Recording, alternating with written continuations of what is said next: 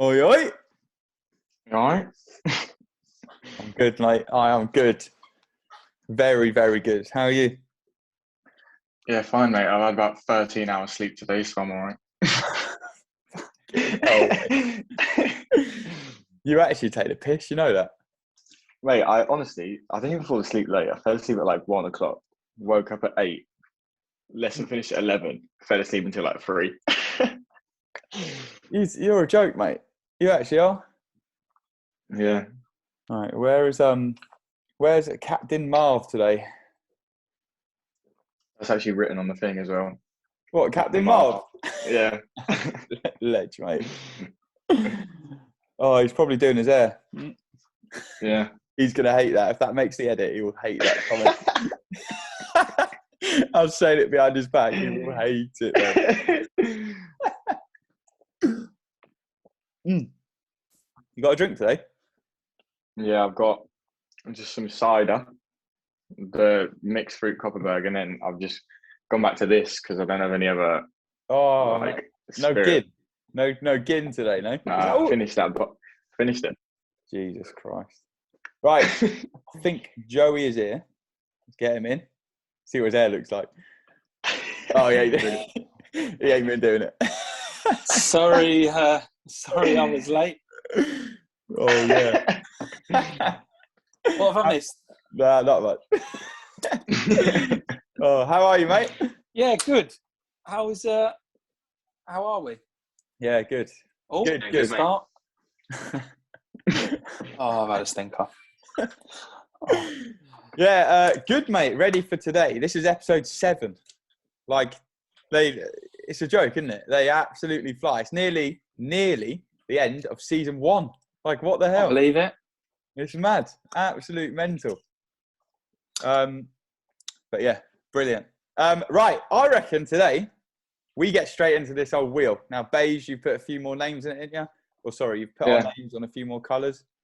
I'm trying to get a stand for this, boys. I'm having a stinker. Whoa. The whole wheel's full. Wow, Lou. What, No college today, Lou? I'm just going to have to hold it. Right, I'm here. You did have college. Professional, isn't he? Yeah. Jesus, like Adam El Whoa! Wow, to be fair, we have got many, many names on there. Oh, my God. Yeah, our names are on there 3 times each. And then there's 2 of them that just say spin again.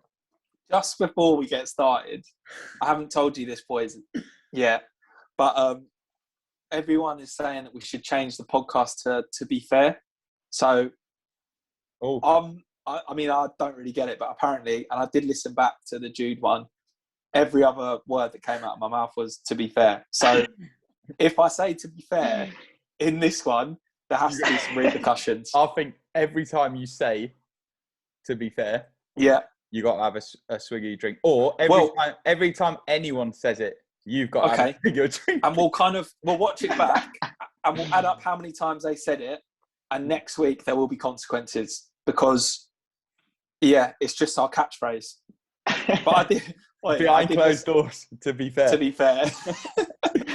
But I did listen back, and but it was Jude's fault as well. Jude kept saying it. Yeah, Jude. So, we'll blame Jude. To be fair. Yeah. But if we'll watch it back, we'll count up. Whoever says it the most, it won't be Beige, but whoever says it the most, we'll have to have some sort of consequence. But I thought I'd get that out there because a lot of people were hammering me a little bit, but can't help it. Just get a bit nervous. Yeah, I'm happy with that. Yeah. Right, Beige, spin that wheel. Oh, I'm nervous about this today. Boys, by the way, if this lands on me, it'll be 5 weeks in a row. I've never had it. Oh, I have had it. What's that? It's you, mate. Oh. Yeah. Is it me? Yeah. Oh, no. Sorry. What a start. Oh, right. To captain. Oh, no, do you know what? I just opened this, so I don't think that's fair. Let's do it properly. Let's get a brand new one. Oh, okay, got it. I was going to say, don't even say that. I've been swigging my pints left, right, and centre. No, get a brand new one. It's happened again. Fucking hell. Honestly, the people who live underneath me are going to be... They got a leak. Right. Cheers, boys. Oh, What is it? cheers. Week 7, is it? So It week is. 7. BCD. Oh, go on. Are those eyes closed or what? I was falling asleep there, and I just went cross-eyed as well. All right, boys. He's in. He's ready. Oh, before we start, I should mention just quickly. Mother's Day, boys, is round the corner. Yeah, I don't know about you. Well, actually, I don't know if Mum listens to this. She probably does, doesn't she, Lou? Well, she listens to the clips. She's in the room now with Lou. No, she does. She like watches the clips and stuff that you put on the socials. Yeah. Well, boys, my bouquet has been ordered. The discount code has done me wonders, to be fair. You definitely, you tried to use it twice, I reckon. Beige, just remind the listeners of the code. BCD15. Say it one more time, Beige. Louder. Sing it. BCD15. BCD15. Love it. Get on it, chaps. Kiki and Caramel, Dry Flowers, BCD15, just in time for Mother's Day. Sorry, I just did a massive burp then as well. I'm having one. Can't hold it down. Right, he's in. He's raring to go. I'm looking forward to this one. Episode 7. Let's have it.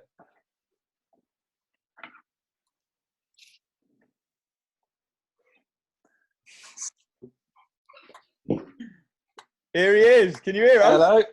I was putting them on to look through my texts to make sure that I've got the right time. No, you're sorry, mate. These things that when I'm looking anything close up. No, how are you, bud? You all right? Yeah, good. Thank you. You? Yeah, good. Getting through this lockdown. How you dealing with it? It's been up and down for everyone, and it's terrible times and situations and that. But you know, the good thing for us down south where we live is that you've got the beach. You've got nice countryside. We're very fortunate. Family members back home in London, sort of thing. They've got it 10 times worse. Like, you know what I mean? Yeah. Family members what live in flats. Family members what live in estates and things like that. You know. Yeah. Tough. You know what I mean? It's tough, but yeah, that's their problem, not mine. I live down here. I love it. Before I start, mate, I'll introduce the team. We've got Beige, or also known as Louis, his real name, and we've got Captain. Don't laugh at the mince pies. Don't laugh at that. And we've got Captain Marv at the bottom for Joey. Right. I'm at the top. See, I love it. Do you know what? I love it when they ask why. Hold on, mate. I'll show you. Let me find it. Oh wait, mate. Oh, we didn't do like any poll or anything about the Messiah, did we? Oh, we didn't. Right, where is it? Hold on. Charlie, I'll be honest. This was you out last night? Who's me? I wish. I don't know if you can see that. That's Marv from Home Alone. Yeah, brilliant. He does look like him, doesn't he? It's bang on. It is bang on. And It's just a younger version. A better He's the younger version. You refuse to take it as well, Joey. I do, because I've had guests come on, call me Johnny Depp. I can imagine that one and all. Yeah, well. Oh, shut up! No way. Like you're in there. Yeah. So, Johnny Depp, the captain, or Marv, but the Messiah. Whatever. The Messiah. It's good. That's because of what I do on the football pitch. I think the Messiah. Yeah, I can imagine. Yeah, I've heard that. Yeah. Oh, love it. Right, Charlie, we'll get started, mate. I'll start with the first 3 questions and then pass it on to Beige, and then Captain will finish it. And then we'll finish with some listeners' questions, which I'm looking forward to them. The first one, mate, quite generic. I've put your playing days at Brighton and Hove. So we've had a few ex-pros on here from Brighton. I've seen a couple of them. Who'd you have? You had Adam Malab, didn't you? Yeah, we had Ads on. Dean Hammond? Yeah. Dean Hammond and Dean Cox as well, wasn't it, boys? Yeah. And your name, mate, has been floating about in many stories. So we want to delve into that. So I'll start, obviously, by asking you about your playing days at Brighton. Well, what bit would you like to know? Like, because really at the end of the day, probably that was it was by far my best times. How did it all start? Because I think where did you start your playing career? I started my playing career. I was at Yedding, a place called Yedding. It's Hazing now, but it was Yedding. And I was doing well. I went on trial when I was about 15, 16 to Derby, Sheffield United. Got homesick, had to come back. Couldn't handle being away from home. And then I went and played for Yedding. I literally was going to turn it in. And a good friend of mine, Andy Colbert, said to me, "Come and play for us at Yedding at under 15, 16s." And there I started under 16s, like 18s, and that started, at 15, 16, started getting in the under 18s and sniffing around the reserves and that, which are at a decent level, similar to one lower than the Vauxhall Conference South now. Started sniffing around the reserves and that sort of stuff at 16, 17. And in the end, I started getting in there regularly, and we won the league and went into the Conference South. And then, a couple of clubs was looking, but not, overly too interested.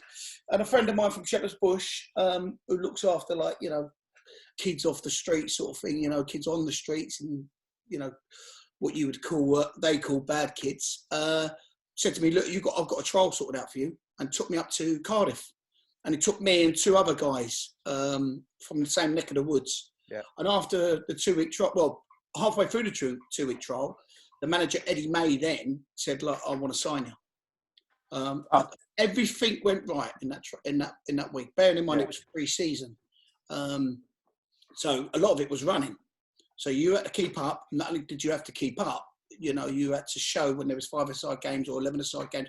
You had to show what you had, and obviously I'd done okay and managed to get a contract for a year. That's good. So it started at Cardiff, then Cardiff, Torquay to Cardiff, Torquay to Brentford to Brighton. What league were Cardiff in at the time? Division. What would it be now? It'd be Division 1 now. Yeah. Yeah. And struggling. I mean, they had literally to give me the contract. I mean, they were struggling. That was pushing them over the budget what they had for that year. But it was brilliant because when I played for Cardiff, when I first went there, I signed my contract. Done pre-season, signed my contract. First game of the season, I think it was like Chesterfield away or somewhere like that. And I'm standing next to one of my heroes, which was a guy called Wayne. And Wayne Faraday played out wide for QPR. And I was next to him, it was like I was 18. Yeah. What the fuck? That's unbelievable. Yeah, club. I'm watching this geezer run up and down a wing like a lunatic, and then next minute I'm in the same changing room, which was brilliant for me. Yeah. What changed for you, Charlie? Because obviously you said you were homesick, and then did you think that opportunity at Cardiff, was it just too good not to turn down? Did you think, I'm going to have a real go at this kind of thing? Oh yeah, I mean, to be honest, it was going through a period where I just think I was literally going to come out of it at 15, 14, 15. I was going to come out of football because I'd lost interest a little bit because I thought I couldn't travel, I couldn't cope with that sort of thing, and lost a little bit. I got knocked back by Wimbledon as a schoolboy, and I just thought, I'd do something else because I was a street kid. I was living in White City, Shepherd's Bush, and there was other things going on in life other than football, sort of thing. Of course. Thankfully enough, my mate asked me to go along, and then thankfully enough, I ended up having a career out of it. But no, what changed? I don't know. I got into the first team, and my brother was quite a good non-league player around London, and he said to me, "What, you're in the reserves at Yedding at 16? That's brilliant. You're flying. Carry on, so you can get in the first team." Sniffed around the first team, got in the first team, and then I knew the value of football properly. Yeah.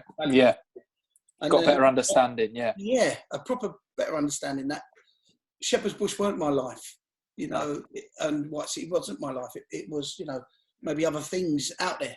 Yeah. And then, so as soon as I got that opportunity and that 1 year contract, because I even said to my brother, listen, worst ways, if after this 1 year and it don't work out right, I'll go back to Shepherd's Bush, but I'll play for a top non-league club and I'll earn money and I'll try doing, because at that time I did an apprenticeship of painting and decorating, because obviously everyone knows I'm dyslexic and I struggle with a lot of education side of things. So I'd already passed what I had to pass to go into that. So I thought I could play play the 2 games in the sense of football and paint and decorating.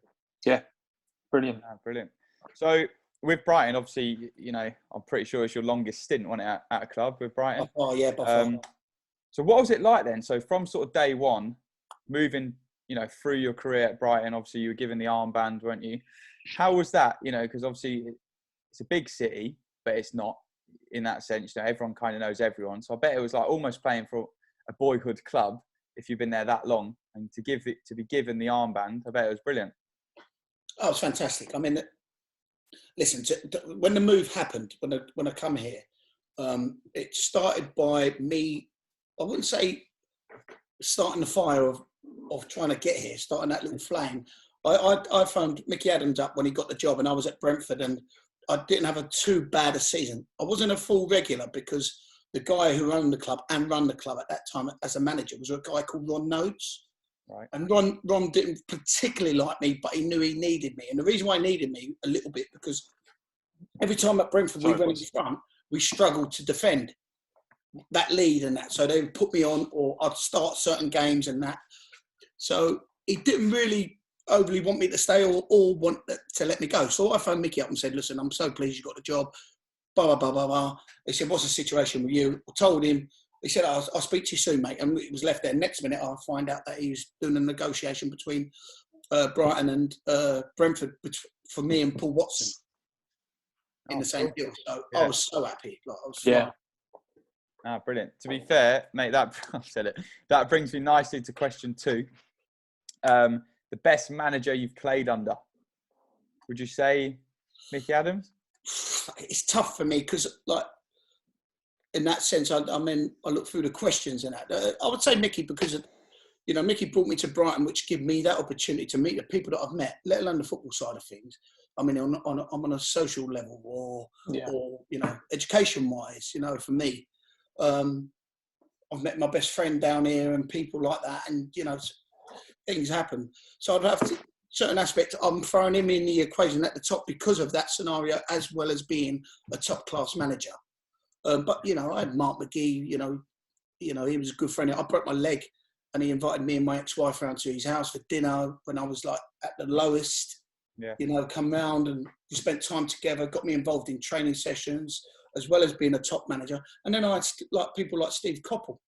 And Steve Coppell wouldn't say much, but, he would say things that you valued. And a friend of mine, believe it or not, like I was saying, one of my best mates who I met through Brighton, brought me round. His mum passed away about a year ago, and they've emptied the whole house and gone through the loft, and there's programs of when I played. Yeah. So I've gone through them, and I've just read an article from Stevie Coppell saying about, Charlie, I can't remember what the injury was, but I was having surgery, and we're going to not only miss him on the pitch for what he delivers, it's about what he does in the change room. Such lovely comments that, so I'll be struggling to pick one out of the 3, to be honest. Yeah. Question 3, mate, from me. The best player you've played with and against in your career? By far, player-wise, I won't say Bobby Zamora. Is that with or against? 4, sorry. Yeah. I never played against 4. With. He, not only was he a hell of a goal scorer, but he was a hell of a worker in the sense of trying to progress in his career. In the sense of he was so young, he worked hard, he listened, he took bollockings, took it all on the chin and carried on and carried on and carried on. Hence him doing what he's done. And even to this day, if I phone him up and say to him or text him and say, Bob, I need a shirt for this charity or I need a shirt for this kid, done. Everything's done. He's still a professional. He's still... Yeah. So by far, it's Bobby. And, he deserves to... he got England caps and things like that. He deserves everything he gets in a good way. I remember going to the WIV team when I was a youngster, and I think Bobby Zamora was on the programme, and obviously I didn't have a full understanding of how good he was and how important he was, but there was such a buzz when he first where did Brighton sign him from? Bristol Rovers, if I remember. Yeah. And there was just such a buzz, and that was my first real understanding of football and when, you know, teams buy players. And I remember sitting in the Withdean and every time Bobby Zamora got the ball, you know, it was a small place, but there was such a buzz when he was playing and things like that. So that's like, that brings back so many memories when you talk about like Bobby Zamora being this player. Because even back then, I mean, he was already, you know, I think he was a Brighton fan favourite, especially back then. And watching him play, it was like, wow. Because we had no money. We had nothing. Yeah. I mean, we scripts and scrapes, and I think, you know, people like Fatboy Slim got involved in buying him. I'm not too sure. But, you know, because we had nothing, because he was paying for Dick Knight was paying for the wages, but we had no money to bring in we needed a centre forward desperately. Yeah. But, you know, the back, you know, 4-4-2 sort of formation, we had virtually all of it, other than someone what could, and he was a gamble. I mean, he was like third or fourth string at Bristol Rovers, so there was no guarantee on this kid. But I think one of the first games was like somewhere up north. I can't remember. Somewhere really up north was one of his first games, and he scored a hat-trick. Yeah. And I swear, to this day, I don't think I've seen a worse hat-trick in my life. You know, probably struggle to see one on a Sunday morning, let alone this. I mean, it hit every bobble. I think it hit him in the face, and he got a hat-trick. But just, he didn't care. Next day, he was training again, and, you know, just you could see this kid oozed what he wanted to get to. Yeah. Ah, class. What about best player you've played against? As by far again, David Ginola. Oh wow, yeah. Beige, do you know who that is? No. To be fair, do you know we were talking about? Like, get out of it, mate. Get out. If you don't know who that man is, go back and put a bit more gel on your barnet. Do one. We were talking about like Marv and, you know, the captain, David Ginola. I'll take that shout if anyone wants to throw that out there. He's one of the most handsome men in football. I'll put it out there. Well, I'll tell you the truth. This is the gospel truth, right? This is a fact, right? So we're playing against them in the cup. So we go to Tottenham, you know. Can't remember who the captain was at the time. Anyway, toss the coin. We've got to change round. As we changed round, there was a guy called Quinn that we signed when we was at Brentford from Crystal Palace. Can't remember his first name, Steve. I think it's Steve Quinn. Centre midfield player, played alongside, like we played together, sort of thing. As we're changing ends, Ginola goes past us, and he went, "Chez." I went, "What? Like, you know, you stirred up for the game. You're ready." Like, I've got to mark him, by the way. I'm meant to follow him around. And as he went, "Chez," I went, "What?" Like, trying to sight up, and he went, "Even fucking smells good, doesn't he?" I bet he does. Yeah. He's looking glamorous, you know what I mean? Yeah. I didn't want to kick him. I just wanted to stroke him. He was unbelievable. Give it all out as he walked past us. Like, as me bald as a badger. Oh, what a player! Do you know what? That's such a both feet, you know, like take me down that way. He was taking me down. And the thing was, do you know what? No, this is the gospel truth. Ray Lewitton, who's the assistant manager at Crystal Palace now. Ray Lewitton was the manager of borderline with Ron Nodes, in a sense. And he said to me, just get close to him and kick him. You know, anytime you get near him, kick him. I come off because Ginola kicked me. I was like, oh, she's all gone belly up. Yeah. That's really, because to be fair, when we speak to like Coxey and Dean Hammond, they're kind of telling us about players that are, you know, have only just retired and are kind of maybe still in the game. But to hear about someone playing against Ginola, I think that's again an amazing insight, because you can watch them on Premier League years or things like that. Without even looking forward. Yeah. So no, that's. I mean, if you see this guy in real life, he was unbelievable. I mean, like I said, collect the ball without even looking at it. It was phenomenal. No. Yeah. It shows you what the top quality players are like now, you know, in the Premier League. Of course, yeah. Or Germany or whatever. No, people comment about them, but I was privileged to play against certain players, and that's why they're at the top. Yeah. Great player. Oh. Beige, I think it's your questions, mate. Charlie, first one from me, mate. How did you get into coaching? To be fair, that was a bit like in when I was coming to the end at Brighton. It was when I broke my leg, and it was a bad break. I had 3 operations. But before that, I was doing guys, you guys are probably far too young, but I was doing quite a lot in the community scheme about education, and I was doing a lot for Albion in the community. And Dick Knight always said, there'd be a job here, when you retire, we want you to stay in Brighton. Looked after me fantastically in the sense of, there is something for you afterwards. So I always assumed that I would go into that, bearing in mind because I wasn't educated enough to go and do my qualifications in football. I could tell you about football inside out in the sense of my opinion, but to get the qualifications to go and do that on a coaching side is different. So I assumed that I was going to do that. But in the end, one of my best mates, who was one of the senior people at Albion in the community, was Alan Sanders. He said, "You've got to go and do your coaching badges." I said, "I can't do them. I can't do them. I can't do the. I literally," and he, at 50 odd years of age, late 40s, took me. He went on my level 1, level 2 B licence, if I remember right, to sit down with me and do. So when I went out and coached, that was it. That was quite okay. But the literacy and numeracy sort of side of it, he dealt with it for me. He didn't to do that. Do you know what I mean? And he'd done that to push me in that right way. So then I could go into colleges and coach in them sort of fields. Yeah, and that's how it started. And then Mickey Adams got the job at Port Vale, and he was working at Port Vale, and we spoke, and he said, "Listen, I've got no money. Would you be interested in coming down here, coming up here and helping me on a Saturday, and I'll pay you expenses and a little bit on top?" So I thought, yeah, that's fantastic. I'm back in football in the sense of love the Saturday side. So I spoke to the club, and Ken Brown was the chief exec at the time, and he said, no, you won't be doing that. If you're going to work, you'll work here.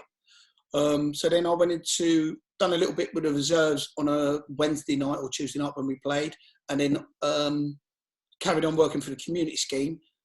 And then on a Saturday, they would send me, when Brighton was away with Russell Slade, send me to go and watch a player that they liked or thought about, and I'd come back and give them scouting, similar like to that sort of thing. So I was quite happy. And then Russell Slade got sacked, and I was at a reserve game at Southwick, and they phoned up and said, "Look, we're going to bring Gus Poyet. We want you to look after him for 2 weeks." And I said, "Okay, fantastic, brilliant. Yeah, go in tomorrow morning to the training ground, forget all your duties about the community scheme, go in and look after him." So it was strange. So Gus was watching the game that I was taking, literally the reserve game, and on the next day we had to go to the training ground and go into the office, and everyone was there, the physios, everything like that. But bear in mind, I don't know that Gus has done his homework on me. So he's phoned Dennis Wise up and said, "This boy's from Shepherd's Bush. Do you know him?" He went, "Charlie." He said, "Charlie, I grew up with Charlie. Yeah, I know Charlie." He said, "What's he like?" And apparently Dennis said, "One thing you can definitely get out of him, you can trust him. Yeah. So don't worry about that. You're fine." So he went round the room. There was about 8 of us in this little room in the office. "Who are you?" "I'm this one, I'm that one, I'm that one." He come to me and he went, "And you?" I went, "I'm Charlie Oatway." He went, "I know about you." And he went, "You," like just bypassed me. So that's how I started to get into coaching. Really, it was my mate Alan Sanders who pushed me a little bit into getting my qualifications, and then obviously the coaching side of it I learned as you go along, because it's not totally different from football to playing. From football. Playing football to coaching football, there's a bit of a difference. It's easier said than done. Yeah. That brings me quite nicely on to my next one, mate. What is it like working with Gus Poyet? It's very, very funny. It's like you've got me, which is a backstreet guy, London lad, like very cocky, very loud, and all that sort of stuff. And he's that way as well. He likes to talk. His nickname at Chelsea was Radio, apparently, because he didn't stop fucking talking. Yeah. So it was the same like when I first met him, and that he didn't stop talking. But then you learn off each other. And one of the first things that I said to him, and he started saying the game plan of trying to go up the year after he saved us. He wanted to play from the back, how he wanted to do it, and there's me what spent time in them divisions. I said, Gaffer, I can't see you ever being able to do that. I don't think that's ever going to work. Yeah. We pissed the league that year. Do you know what I mean? Yeah. So not only did it show that I knew fuck all, but it showed me a different way of playing. Yeah. But regarding the relationship, yeah, excellent. Been around different countries with him and things like that. So, but yeah, I mean, the knowledge that the guy's got and the time and effort he puts into every game that he's going to play against, the team that we're going against, is unbelievable. Yeah, different class. I mean, I'm very surprised that he ain't got a job here. Very surprised, because I see some of these people what are getting jobs and things like that. I just don't think they would be able to live with him. But there again, I contradict myself because I've not been in their shoes. I don't know what they're like or work with them. But I see how they line up. I see what they do. I see the changes that they make, and I don't think they could live with him personally. Yeah. How did it? Oh, go on. We had Adam El Abd, and he said his favourite manager, and it's almost like favourite time in football, wasn't it, boys? Was under us. I was going to say exactly the same. And I think, a bit for you, Charlie. I think it was just like, you've played a certain way for so long, and you personally, how the leagues work. And I think for Adam as well, he kind of knew what it takes to stay up or win or get promotions and things like that. But he said it was just so refreshing for someone to come in and kind of in a way take a gamble, because obviously Gus hadn't really been, he didn't really know the league and how to do it. But was he kind of true to what he believed in and just went with it? Oh, 1,000,000%. I mean, even the point. I mean, people say regarding the way that he manages and his teams, he's got a template like any other manager or coach. You'll be pigeonholed and they say this is how you coach, this is how you manage. But they would say he's flamboyant. You've got to do this. You've got to go forward, attack. No. When he first came into Brighton, and he is the same as a coach and a manager anyway, is that the first thing he works on is defensively. Mm-hmm. It's not attacking; it's defensively, and that's what he done. He come in and he made sure that he made sure that we stopped leaking goals, or tried to. Yeah. Stopped straight away, but he tried to. And that that's the method of his madness, is a sense of people think that about him. He'd play from the back and he'd do this. Mm-hmm. The first thing was stop leaking goals. We've got to make sure, and that's and what he done with Adam El Abd. And bear in mind, people say give Gus a lot of credit for that. Adam El Abd was a hell of a player. Mm-hmm. And a top professional. But because he weren't, Gordon Greer, what constantly played with out the back and all that sort of stuff, they looked at him differently. But Adam El Abd, he just learnt to deal with them differently. Yeah, and ended up being what he always could have been, was a tough centre half, but could play. Yeah, good. Miserable git, but.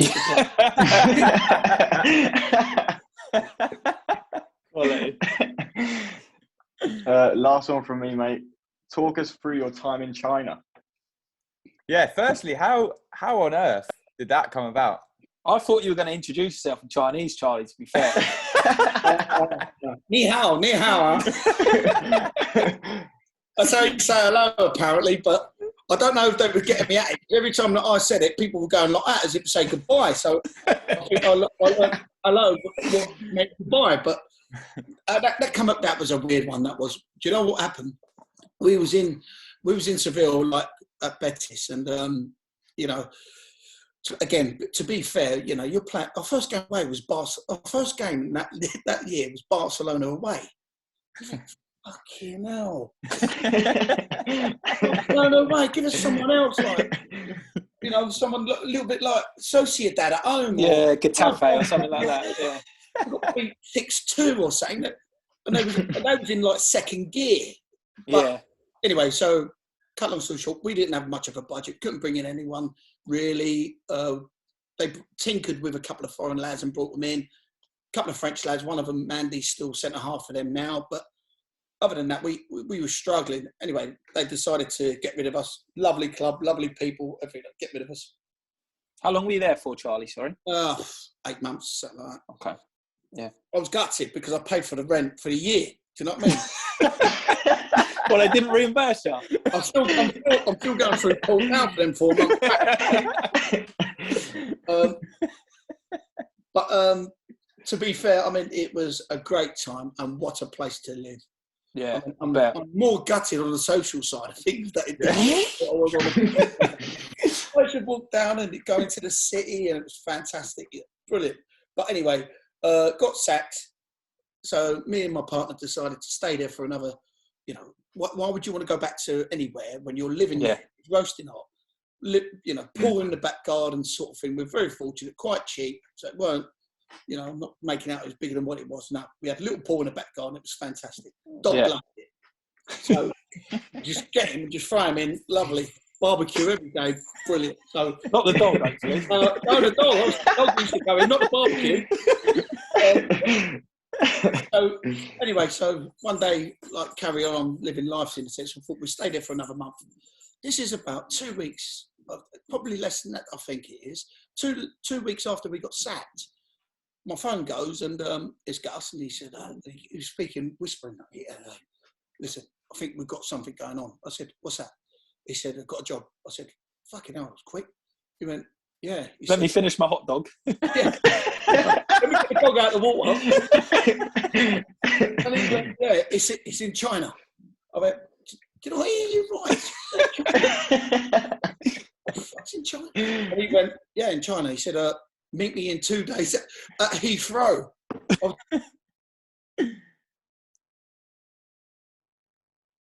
Because we drove to Spain.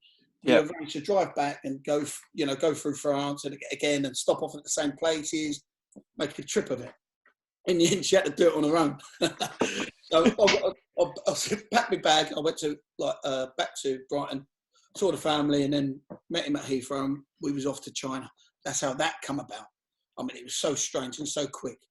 The next minute, you're sitting in China and like with jet lag and feeling crap like that, and they're taking photos with us with the banner. It was surreal. It was unbelievable. And these people did not have a clue, a Scooby about football. They thought Phil Mitchell was coming over. That's what they thought. It was Belton or something. I don't know, but they were absolutely nuts. What was the team? Shanghai, they're called. They are, of course. Obviously based in Shanghai. My good God, man. And how long were you there for? Literally just under the year. So we've done our year. So it was quite a long stint then. Yeah. Yeah. You got his full rent out of that one. Oh, yeah. No, pay the rent. I love the Chinese. They pay your rent. Yeah. You're not allowed to drive out there. They give you a driver. You know, because it's literally carnage. The place is carnage. All you hear all night is beep, beep, beep, beep, beep, beep. It's like, for fuck's sake, can someone get some sleep or something? Unbelievable. But what a fantastic, experience. You know, I was fortunate to bring my daughter over and my daughter's over and my granddaughter over, and, you know, they ain't going to, normally, it's not a place that you would say, I want to visit, is it, China? Yeah. You know, so, you know, it was fantastic time. Again, I mean, people, I don't know how you guys think about, you know, the Russians, the Chinese, you know, certain cultures you think are that way. Yeah. And you think that they're regimental, they run, they do everything right. And, no, not the Chinese. They're like, you go to them like, can you run over there, back over there and do this and shoot over there? Do it later. Yeah. Well, you do it fucking now. They're all multi-millionaires. They're all like, you know what I mean? Yeah. Top quality Chinese players. Yeah. Did you have a translator then, or? Yeah. We had a translator for Chinese, from English to Chinese, Spanish to Chinese, Korean, because we had a Korean centre half to Chinese. And we had Carlos. Bear in mind, we had Carlos Tevez sign for us. Oh, amazing! So, and he was funny. I mean, I got on great. And he must have had a bit of English because of obviously his Manchester days and things like that, right? Yeah. So he knows the code. He used to go, Carlito, every morning he'd walk past it. Carlito! He'd go, Chaza, Chaza! Who was taller? Me. Right, we're laughing at you, prick. It was me. Yeah. By about, I don't know, by hair. Brilliant. No, do you know, I knew he did a stint in China, but yeah. Yeah, it was well. No, Listen to this, right? This is the gospel truth, because I'm not talking out of turn because it was in the papers and it's a fact. Right? He signed for us and he got £650,000 clear per week. Right? £650,000 per week clear. They paid his accommodation and they got him a driver and all that. He brought over 18 people. No. He brought his brothers over, their wives, their kids. He brought his chef over. He brought his golf partner over, like who was a pro, borderline pro. He brought everyone over. He did not give a shit. Not give a shit. And they've done an article, right? I think he scored like 3 or 4 goals in that whole season. They've done an article. Flying. Yeah. Director and the chairman done an article saying he let us down, he'd never done anything and all that. So it's got back to him. He done an article back saying, I don't know what you lot are talking about. I only had a holiday in Shanghai for 9 months. That's all I've done. I didn't give a shit. Otherwise, I didn't give a shit. What was he like in training and that? Or could you not really? You couldn't get him to do anything. No. He didn't care. But he just brought, to be fair to him, he brought into their culture. Yeah. The Chinese ain't doing it. I'm doing it. Yeah. Don't pester me, talk to them. When he was in England, we all know what he was like. He ran around like a lunatic, didn't he? Yeah. He was unbelievable. Yeah. So I was a very educated guy in the sense of, well, just go by the culture. And that suited him. Fuck that, I'm doing nothing. Yeah. God, that's brilliant. Yeah, that is It was excellent. It was brilliant. Every day, no word of a lie. So Gus would get everyone together, interpreters and all the players, stand on the pitch, and he would address everyone. We're going to do this. We've got a game on Saturday. We're doing this and doing that. I would stand facing Carlos like that, and I'd be going like that about some of the players. And he'd piss himself. And one day, Gus spoke in Spanish to him, saying, "Carlos, like, what are you saying?" And he's like, all I heard was Chaz, like that. And Gus turns around at me and he went, "Why don't you shut the fuck up?"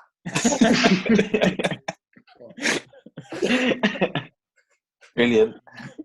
Paige, is that your questions? Yeah, Joey, it's you now, mate. Brilliant. So this one, I think there'll be quite a long list, so you'll have to narrow it down just to one. But your craziest teammate that you've played with? This could be on and off the field on a night out, or, you know, against Palace, a derby game or something like that. Someone who's just crazy. Do you know what? I don't know. And I looked through the questions earlier, and I honestly can't say there was any. There was a guy that I played with that you wouldn't know, and he was an Irish guy, and his name was Paul Miller when I was playing at Cardiff. Right. Belfast boy. Do you know what I mean? Yeah. Didn't give a shit. Like knocking people out on the pitch, you know, with an elbow or headbutting. He would probably be up there in that sense. Yeah. But regarding like nuttiest person in the sense of that, I mean, that's a tough one for me to say. I don't know. I don't think I've really got one that I'll tell you who was bad. I don't know you guys before your time was Darren Carr. Google him when we had him. Right, he was a centre half at Brighton. Yeah. Right, they brought him in from Gillingham. 6'3", 6'4". He looked like a cage fighter. Lean, like that. Nose was squashed. Bald head, like short hair, all that sort of stuff. We played Exeter at home, right? No word of a lie, at Withdean. And he played this game. And I mean, he looked intimidating, let alone be intimidating. And like all he liked to do was tackle. He didn't like the football. He thought the football was like an enemy to him. Do you know what I mean? He wanted to tackle someone. Anyway, I think the guy in midfield, I think his last name was Reeves or something like that. Little technical player sort of thing. Ball's come out. Darren Carr, like, it's gone, and I mean, mullered him. And he's hit him, like, with the elbow down on top of his head. Well, they stopped the game. It's got to have been for a good 15 minutes. They stopped the game. What, too much claret? Oh, it's come running back. It looked like a crime scene. Yeah. He'd come running back like towards the halfway line that way, like past me and Richard Carpenter. I think it was Richard Carpenter that time. Me and Richard Carpenter, as he run past, he's like, he had these eyes what was like low eyebrow, and they were boss-eyed up. And he went, I think I fucking killed him. And I went, oh, yeah, mate, yeah, like, get away from me, you're nuts. That's got to take a lot if He was Chippy probably was the worst. surprised as well. Sorry? I said it's got to take a lot if Chippy was even a bit like... No, I think we both looked at, oh my God, we've got to get rid of this geezer. He's got to go. Yeah. Ended up getting us all nicked. You didn't take him on a night out, did you? No, I wouldn't spend any time with the guy. He had mass murder written all over his head. When you took him off the pitch, he was the loveliest man in the world. Yeah. It's amazing.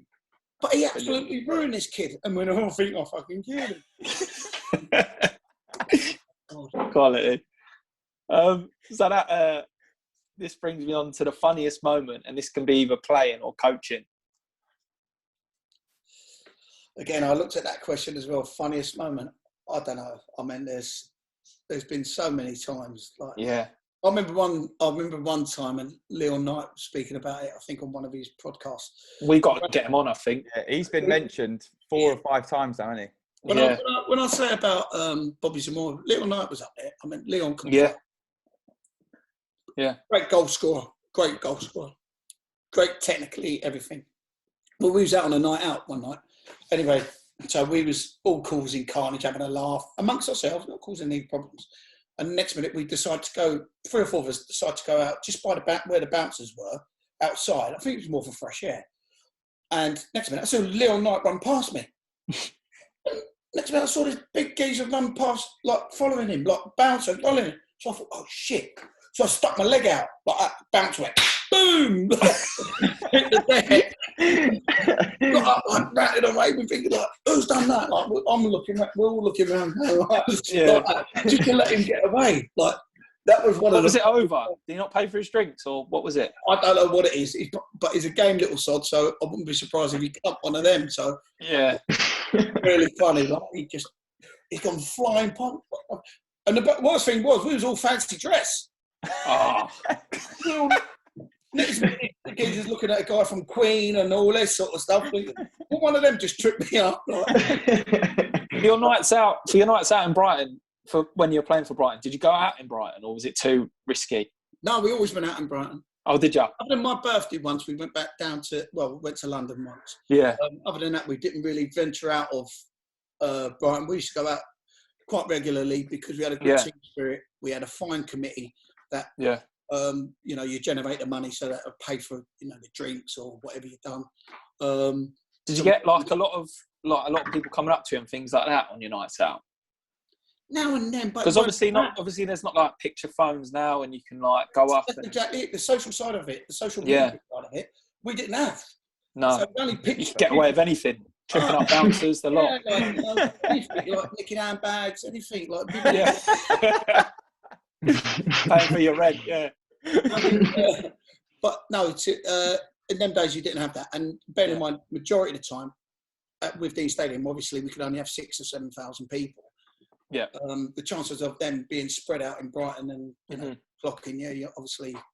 But no, we had a good social side of it. At least I reckon once every 6 weeks we'd go out or do something like that. Win or lose in a sense, sometimes you have to get that mentality back of, hold on boys, we've got to go through this bad spell, so we need to get that back. Let's go out, let's do something. So it's quite good. Oh, one of the other things that you said, one of the funniest moments by far was what Bob Booker had to take us paintballing, and we was all going paintballing. So you're going through this process of getting checked and all that, and this is years ago, so I don't know what it's like now. So they put the camouflage gear on you, you got the mask, test all the masks, you got the gun, it's all there. So then they put you in a circle. Bob Booker couldn't do it because he had 2 lumps taken out of his back. But it was benign. There was no problems, nothing cut out of his back. So he said, can't do it and all that. But he's allowed to go through the first bit of netting. So when he comes through the first bit of netting, he's telling jokes and all that, and all our cars are telling jokes. But we've all got the gear on. Like, we've all got you're not allowed to fire it in this part. You can when you go through the other bit. So he thinks he's all fine. So as he's leaving, that sort of thing, we're on the circuit. Like, boys, I'll see you later.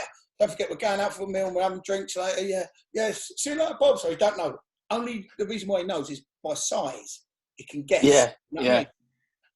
So as he's leaving, I turned the gun and I shot him in the back like that. And put his gun back like that. He's like, fuck. Like, you look, I've had operations on my back. You fucking. And as he told, well, I'm going to fucking do your cars, he went to us. We're going to do your cars. Well, look, we see all these people mask up and that. Yeah. Like that. So he turns around to walk out. And about 4 of them shot him. In the end, we was all chasing him up. He went up top of the road. He started pulling people's window wipers off. Ballistic. He was going absolutely nuts. Yeah, we shot the life out of him. Malcolm, you know a guy called Malcolm Stewart? Yeah. He was a physio. Yeah. Yeah. Well, Malcolm, you know you've got the red zones when you go paintballing. You know, if you've been shot, you walk down the red zone, you're not allowed to be touched. He went wobbling along like that. You know, I'm out, can't touch me. His own team, as he was walking past, he was all shooting him. He thought he was so hard. He was just taking, funny, but you're not allowed to shoot. Everyone shot him to pieces. We had to go back to the training ground and have a shower to go for this meal afterwards. We went in. You come in for a shower, no word of a lie. He looked like he'd been in a bee's nest. It was everywhere. He'd been shot to pieces. He deserved it. I can't imagine teams going paintballing now just because of reasons like that. People coming in black and blue with bruises and. You won't be allowed now. Health and safety and HR. Yeah. That. You won't be allowed to say "fuck off" anymore. You're not. No.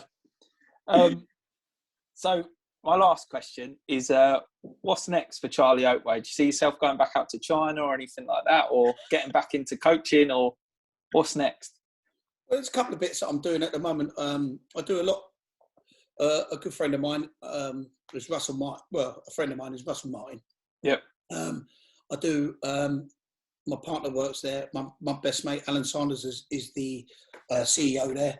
Yeah. So what we do is we deal with a lot with the kids what are at school but can't engage and they struggle and all that stuff. So, and they have problems, you know, at home and things like that without going into too much depth.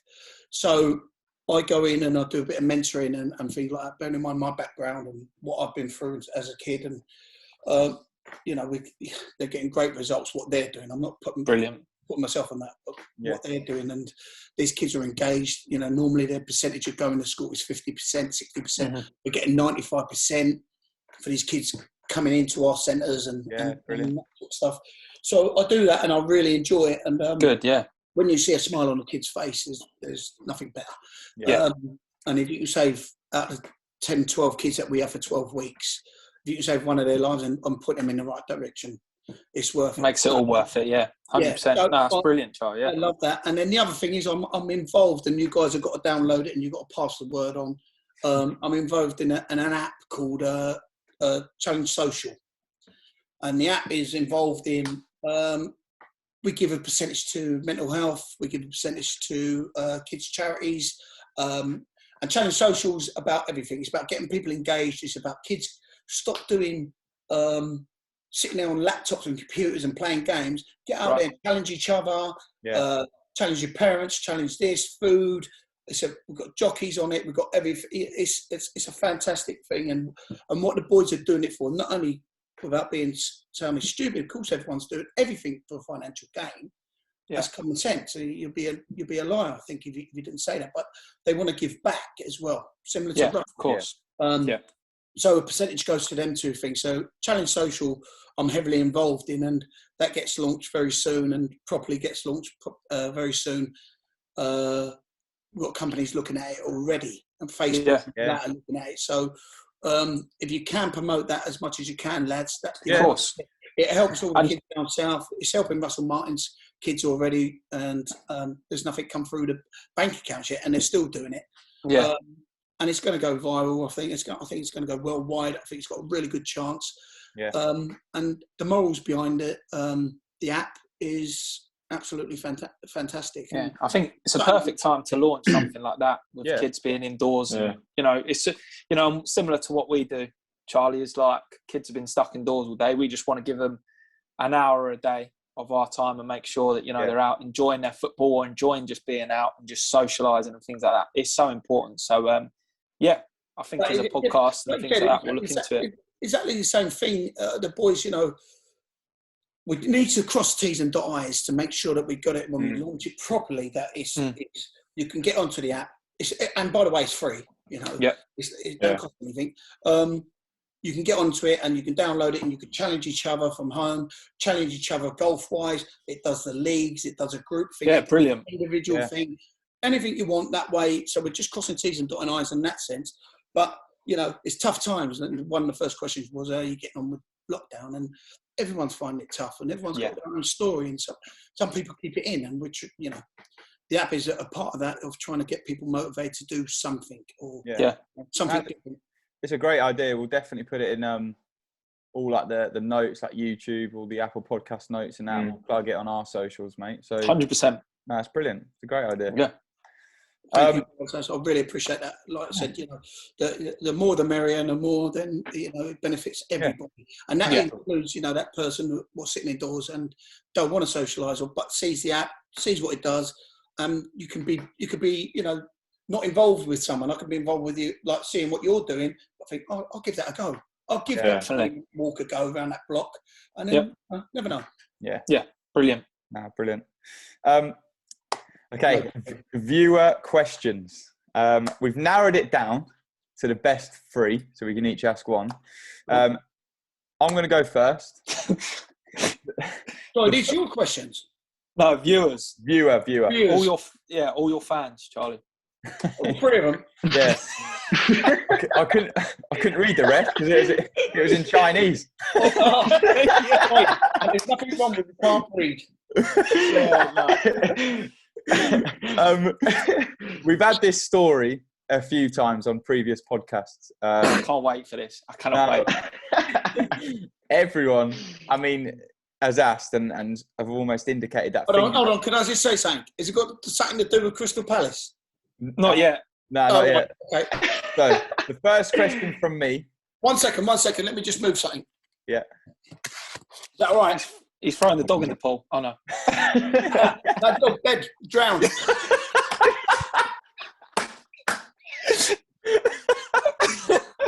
Oh God. Oh. No, it couldn't.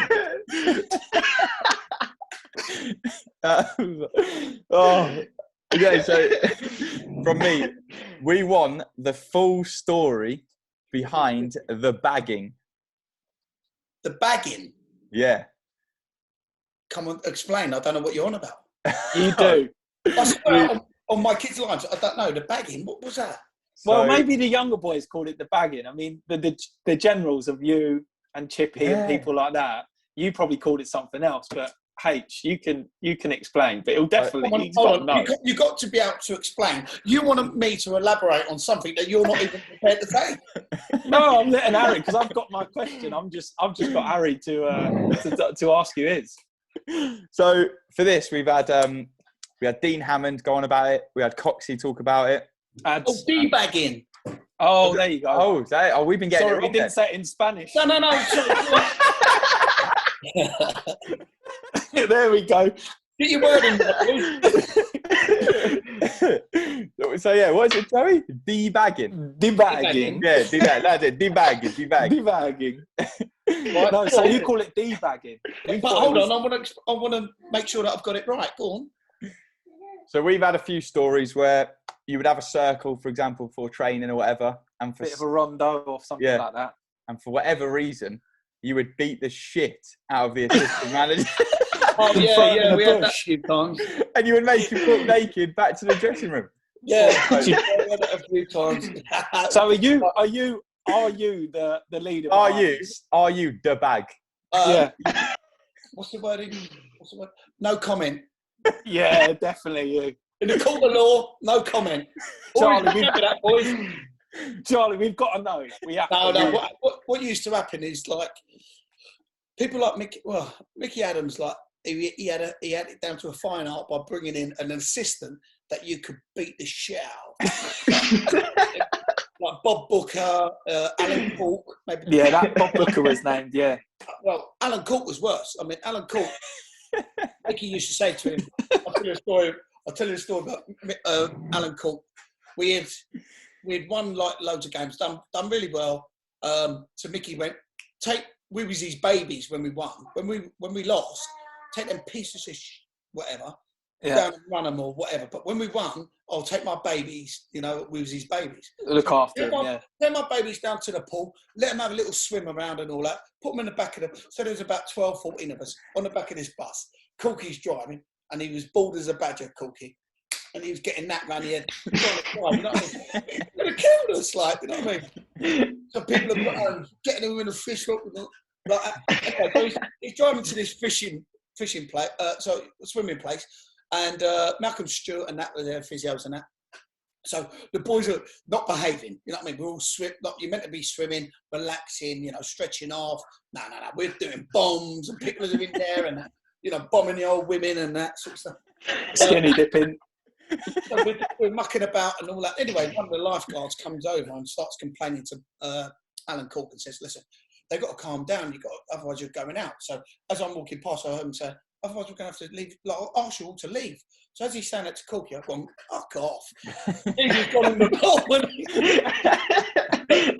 Absolutely caused carnage. Anyway, dried off, got back on the bus. As we're on the way back, it was a Tuesday afternoon or Wednesday afternoon, didn't have a game that week, during the week. Corky, stop off at the pub, let's have a quick pint. Come on. So he's getting battered by everyone. Stop off. He's going, no, Gaffer told me, take you straight back, no mucking about. Corky, take the fucking pint, we're going to beat the shit out of you. Anyway, so he stops off at a pub. We're meant to have lunch. 2 hours later, Mickey Adams is bombarding him with phone calls. But off we go back to the training ground. Anyway, it's all forgotten. We got beat 3-0 at home on the Saturday. Mickey Adams went ballistic. He went absolutely bananas. He went, and you CUNTs, you going all for the beers, and you're sacked to Corky. No. Sacked twice. Like, being bullied into taking us where we wanted to go. Sorry, boys. Brilliant. What was the question anyway? I'll just. So who initiated? Right. So going back. The bagging. No, it weren't. It was like it started off. When something starts by something silly. So pulling someone's shorts or something. Yeah. And I'm up and it's gone down, sort of thing. In the end, he would do something. So the assistant manager, the manager always said, like Mickey Adams would say, "It's not me running you, it's him making you run." Yeah. Or Bob Booker, and we go, "You dirty bastard," calling everything. And he goes, "Oh, is it me? It's nothing to do with me. It's him," sort of thing. The manager is Gaffer. Yeah, all right. So in the end, when we'd done a circle and that, he'd give a little bit back to you. Yeah. And then one of us, get him on the come round, debagging. Yeah. Don't know who said it. So in the end, we'd end up punching the life out of it. Well, we'd done Corky this one day, and it was horrendous up the training ground. Them pitches were bad up the university. Yeah. So when it rained, it was bogged. Oh, we've dragged Corky up and down. We're punching him, we're booting him, we're doing everything. Took everything off him, stripped him. He had a week off. We broke 2 of his ribs. Oh, God. Another time with the debagging side of things, Mickey told him to take us so he's on the bike and he's running us.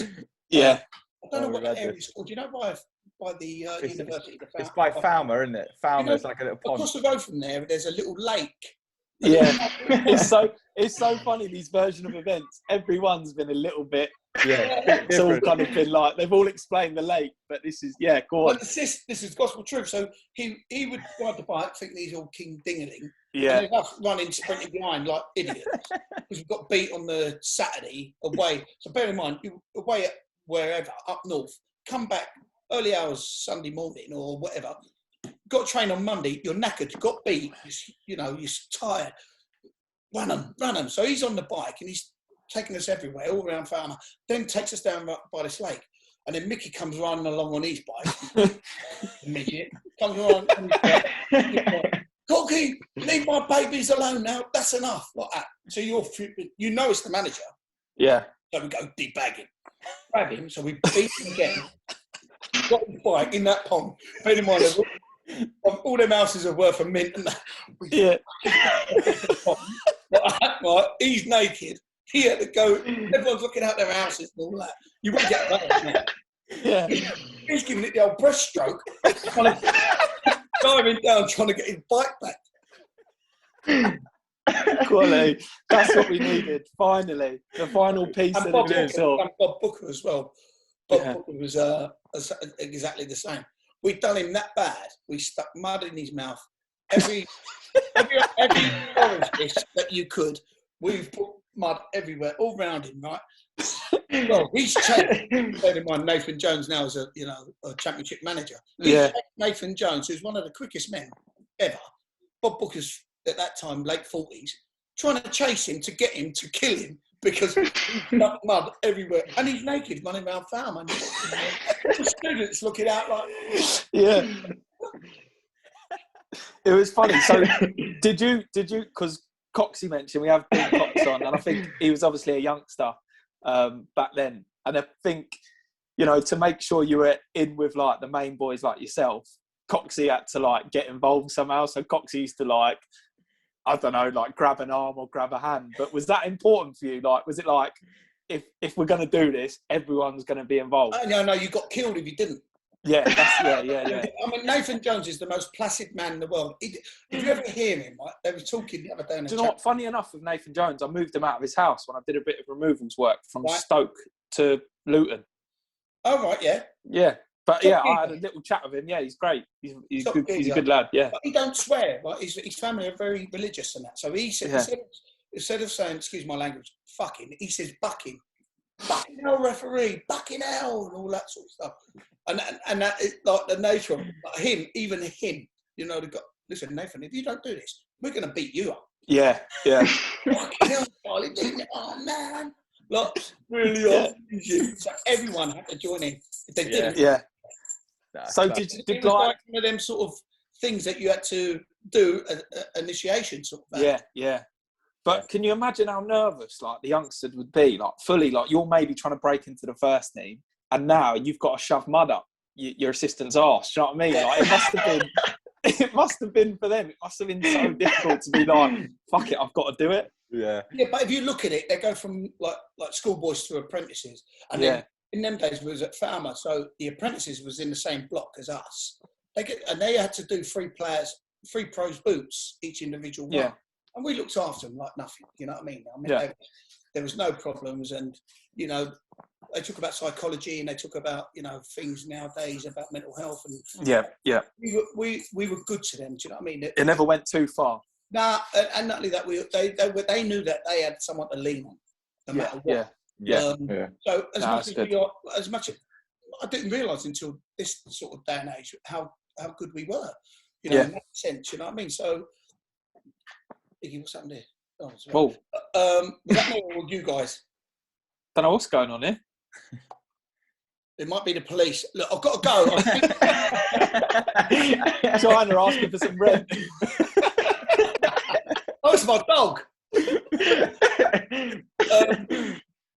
So it was a learning curve for them, and they were obviously young lads and that. But I think I've never heard your Adam Labs, your Elphics, your Coxes. I've never heard anyone say anything negative about the way that we try to bring them up. No, to be fair, I think Coxie loved it. To be fair, the way he was going about it, like he had a smile on his face saying it. It was kind of like you just had to jump in and get involved and do it. And I think obviously it makes you, doesn't it? Yeah, he does. Steve Hammond loved it as well. It was that. That's what made us so good. Yeah. We weren't the greatest side in the world, but what we was together. No matter what, we was together. Yeah. And that included any youngster would come in, the Elphics or Coxie or Frasers, or when they come in, Jake Robinson, when they come in, they felt part of it, and so. Yeah. No, it's nice to hear that because with youngsters, it's getting even harder now with things like banter and things get you got to be very careful these days. But it's nice to hear that back then you just think youngsters got absolutely ruined, but hearing it from yourself that you took them under your wing and you looked after them, You know, I think that's what it's all about. That's how youngsters are going to enjoy the game and get the best out of them. So, I remember being on pitches with the young players, and the game of a wide player. I'm not saying I'm using Coxey as an example, but it probably wasn't him. But I remember a player kicking one of the youngsters and me saying, like, you know, or Danny Cullip or Richard Carpenter, you kick him again, I'll kick you. Yeah. You know, but they knew that and it's not how hard I am or nothing like that. It's even Paul Rogers. Paul Rogers is the most educated, politest, loveliest man you'll ever meet. But on the pitch, he could tackle anyone. And he'd be saying, you know, excuse me, I'll be over in a minute and I'll be kicking you. It sounds like you idiot. But even so, yeah. I'm saying we had that sort of family togetherness, you know. Yeah. Brilliant. We were very fortunate at that club at that particular time, and with that group of players and the players that come in from other clubs and the players what got, you know, from the grassroots come up at that time. Yeah, very brilliant. Great. Lou, I think it's you, mate. Age, yeah. I love this.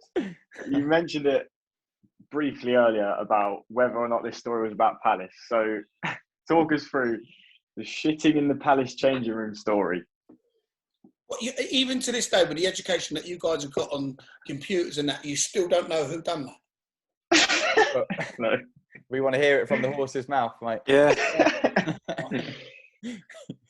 I'll tell you what, you might as well ask me another question because it's that boring. It's unbelievable. No, go on. The facts were, I'm in the office with Gus and Tano, and we're talking, all three of us done it. No. What happened was, one of the stewards had come to us and said,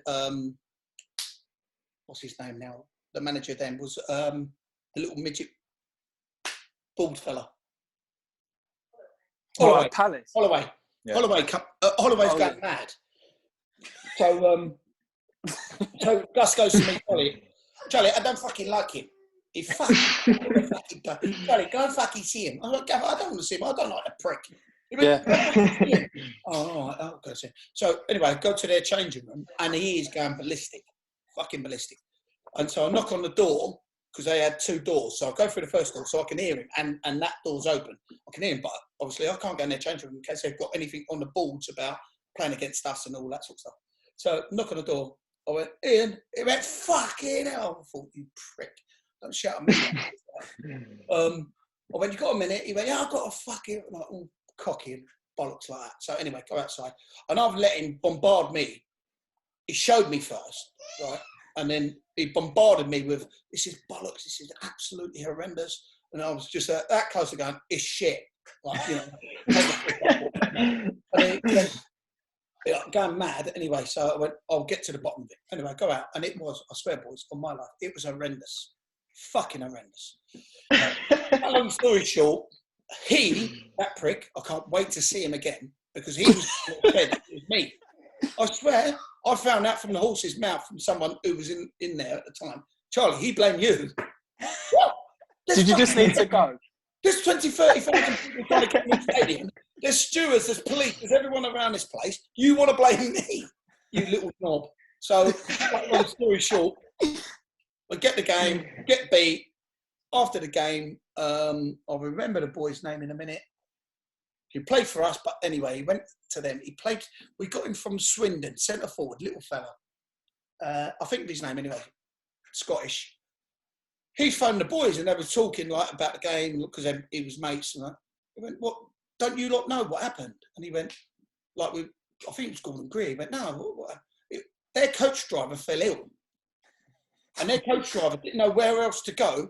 And he had the kit in and that, and he was helping the kit man. He's gone to the toilet in there. But he must have, I swear on my life, some God must have just grabbed him and gone boom, and he exploded. It was everything everywhere. I don't know what, an hand grenade looked like it gone off. It looked like a crime scene. It was horrendous. So I can't put icing on your cake, boys, and say, yes, it was me.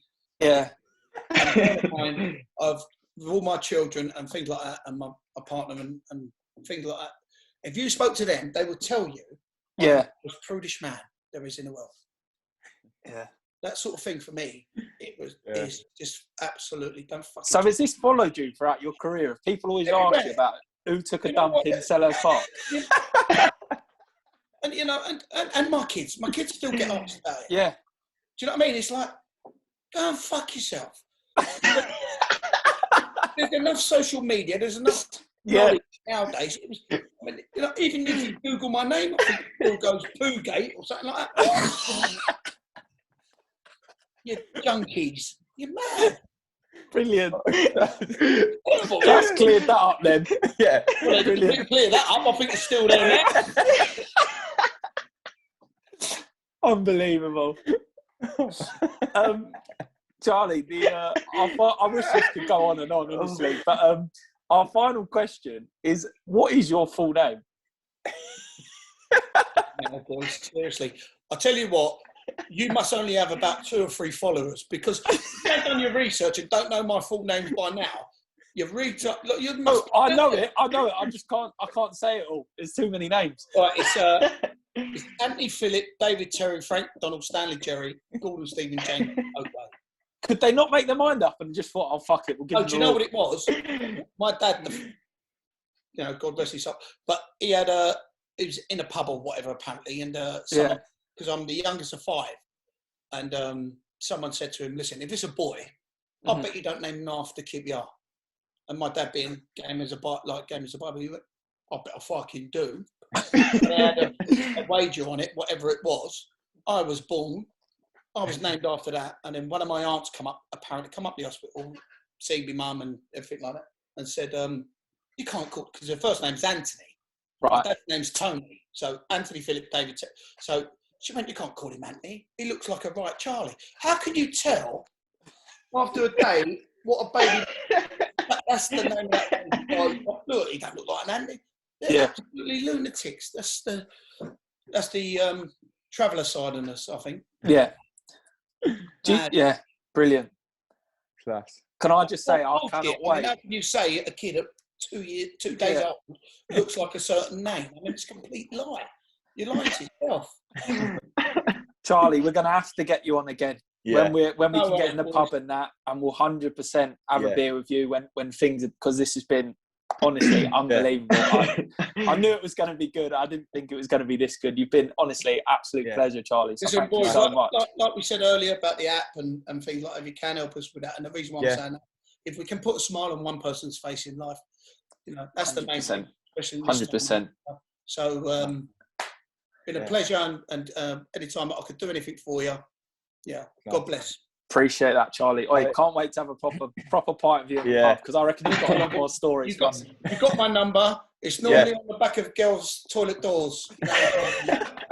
Anthony, Philip, David. Brilliant. Oh, class. Now, Charlie, before we finish, mate, we usually get Beige to he usually downs a bit of his drink. So I don't know what have you got today, Beige? Some more Bombay gin, mate. Cool. He's gone fancy today. Good paper round this week. Shot. That's embarrassing, especially when you don't Charlie, know Nola. Charlie, what would you with a barnet like that? What would you have him do, Charlie? Just because he don't know Ginola and he's... You don't. What do you mean, what would I have him do? What's the options? Well, how much drink do you want him to have? No, but look at what he's got left. What have you got left? You can see that off, can't he, Charlie? Mate, there's no way I'm seeing that off. Oh, shit. Beige, if you don't, mate, you're getting debagged. Beige, how old are you? Fine. I'm 16. 16? Yeah. 16, I was doing 2 bottles of that. I'm still playing. Fine, I'll pour it in here and do it. Yeah, good lad. Here we go. Love it. Boys, we'll cheers before he does it. It has been a pleasure. Charlie, thank you so much. Anytime, boys. Absolutely. Any numbers that you need, if you want to speak to anyone else, if they're happy to do it, I'll pass. Carlos Tevez? Yeah. Galitos. Cheers, Beige. Get it done, son. Love it, Beige. Cool. Good boy. Brilliant. What a way to end it. Never in a million years I would have done that at 16. No, me neither. No chance. Good night, Beige. Wow. Brilliant. Oh, love it. Oh, Charlie. Don't be sick on your mum's bed now, mate. We've all done it. Yeah. On your mum's bed, I meant. No. Oh, Charlie, it has been a pleasure, mate. It has been a pleasure. Good night, boys. Thanks. Good night. Cheers, Cheers, mate. Charlie. Yeah. Bye, Cheers, mate. Thank you. Bye-bye.